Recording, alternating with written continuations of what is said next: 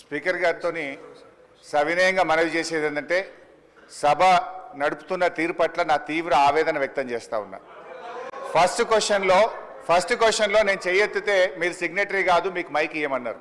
Third క్వశ్చన్లో signatory కానటువంటి వ్యక్తికి మీరేమో ఇప్పుడు మైక్ ఇచ్చారు. ఎందుకు ఇచ్చారని మేము అడగడం లేదు. సభా సాంప్రదాయాలు అందరికీ సమానంగా ఉండాలని సవినయంగా మీకు విజ్ఞప్తి చేస్తున్నాం. ఇకపోతే మా సీతక్క గారు ఒక మాట అన్నారు, నా పేరు తీసుకొని, మీరు అప్పుడే డబ్బులు ఇచ్చి ఉంటే బాగుండేదని. ఎస్, నేను ఇచ్చాను. మా గౌరవ కేసీఆర్ గారి ఆదేశాల మేరకు పల్లె ప్రగతి కింద ప్రతి నెల 275 కోట్ల రూపాయలు మేము గ్రామ పంచాయతీలకు ఇచ్చాం. పల్లె ప్రగతి ప్రారంభమైన తర్వాత 3,300 కోట్ల రూపాయలు 3,300 కోట్ల రూపాయలు మేము గ్రామ పంచాయతీలకు ఇచ్చాం. ఒకవేళ మీరు ఆ పద్ధతిని కొనసాగించుంటే నెల 275 కోట్లు ఇచ్చుంటే ఇవాళ ఈ బకాయిలు ఉండేటియే కాదు అనేటువంటి విషయాన్ని మనం చేస్తా ఉన్నా.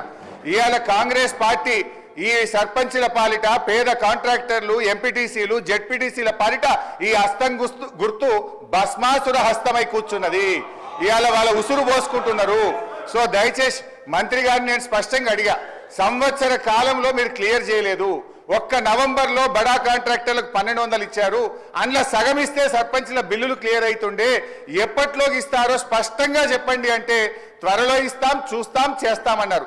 ఏడాది అయినాక కూడా చూస్తాం, చేస్తామనేటువంటి మరి బాధ్యతారహితమైన సమాధానం మంత్రి గారి నుంచి వచ్చినందుకు ఈ సభ నుంచి మా తీవ్ర నిరసన తెలియజేస్తూ వాకౌట్ చేస్తున్నాం.